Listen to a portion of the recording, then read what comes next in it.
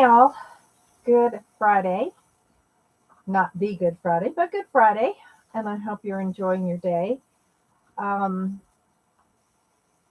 we have had so much in the way of weather and situations that are just not typical for America at this time of year. So, our thoughts of healing and light go out to all the areas that are adversely affected. If you enjoy our channel, I invite you to like and subscribe and share with those that you might think that are might be interested in this too. Today we're in chapter 11 of Mastering Metaphysics, the Essential Foundations and Principles. This is the second chapter portion of self-activation. And I noticed that a lot of people wait to watch this till later. And I really appreciate anybody who comes on and wants to stay on or wants to watch it later. You're supporting our channel and the work that we do. We have some great practitioners working on your behalf, whether Francis gives his talks on Thursday afternoons at 1 o'clock. And of course, Johanna, our astrologer at Resonant Essentials, comes in on Sundays around 2. So we really appreciate you supporting us. So today we're going to be talking about prayer and why was it in the self-activation? Uh, why was it in global awareness? Since we seem to pray and it goes out or into universal, so it would go out away from us. Well, prayer is something that we should hold within, and I put it in here because it's very personal, and it's something that when I was younger, I really didn't understand. Uh, I was told to pray, and now I lay me down to sleep. I pray the Lord my soul to keep, and I'm thinking, why is He going to keep it? Isn't it a part of me? These things that children ask because the words are confusing to the normal standard prayers. For all we eat, for all we wear, for all we have everywhere, we thank you. Um, didn't seem to cover what I thought of as prayer. So I hope this is something that brings a little bit more to you in your prayer work. So we're going to start with the beginning, the first of the chapter. The God source does nothing but create and love.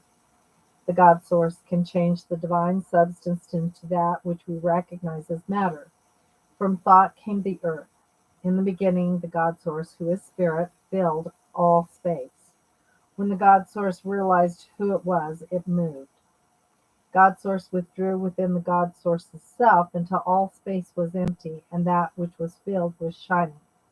This is the God source's light. Think of the light as truth. Darkness is the inability to see or experience truth. Our auras reflect the truth within.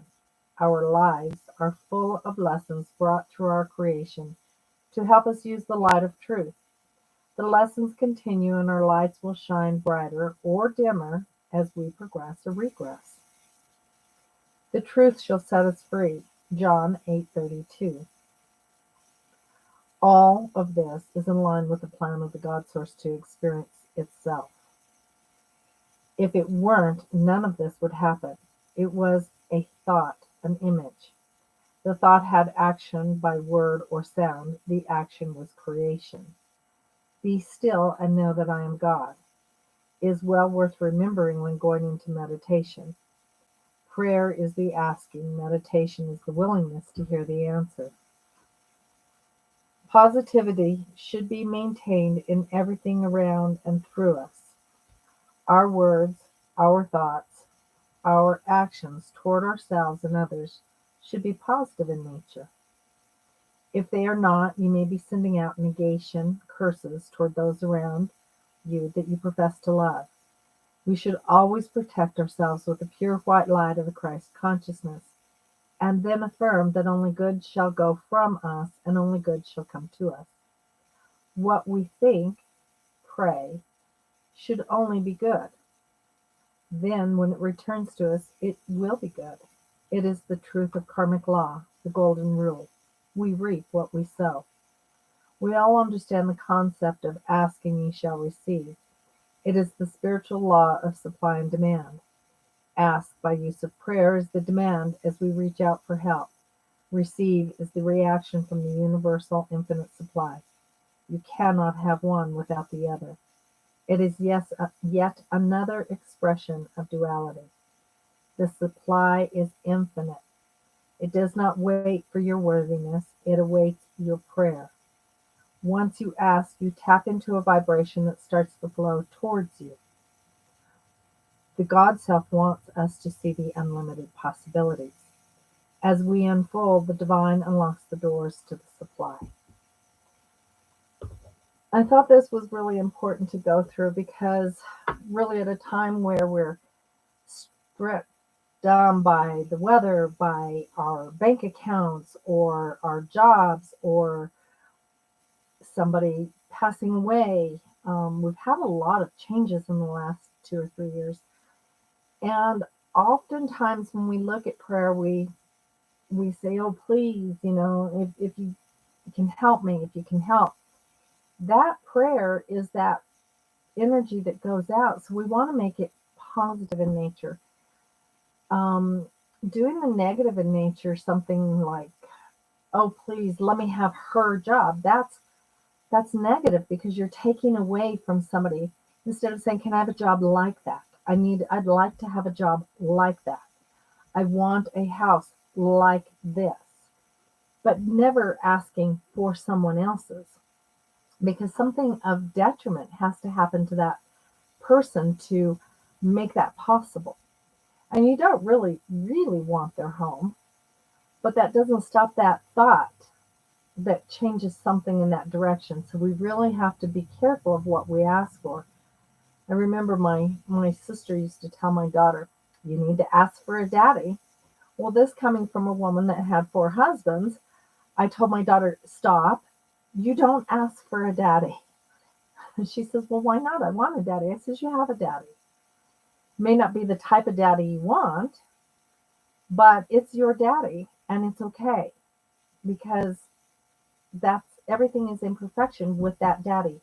If you ask for a new daddy, you might get one that doubles down on what you don't like about this dad instead of doubling down on what's good about this dad, because you're looking at the lack of dad, therefore you're creating a lack. So when we're asking for things, we need to understand exactly what it is that we're asking for. When we wish ill upon somebody because we're angry at them, that energy travels out and it does curse them. And who knows, if they're like me, they know how to send that away from themselves so that that falls on deaf ears or back to the etheric. In other words, it falls away. It doesn't adversely affect me because I believe that all things are positive in nature.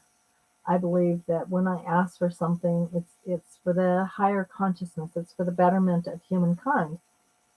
And I learned that by having enough times where I said horrible things and wished horrible things, because I came from a very, kind of dysfunctional family where that carried on and brought us, I brought myself too much pain and anguish until I realized, wait a minute, stop, I've got this wrong.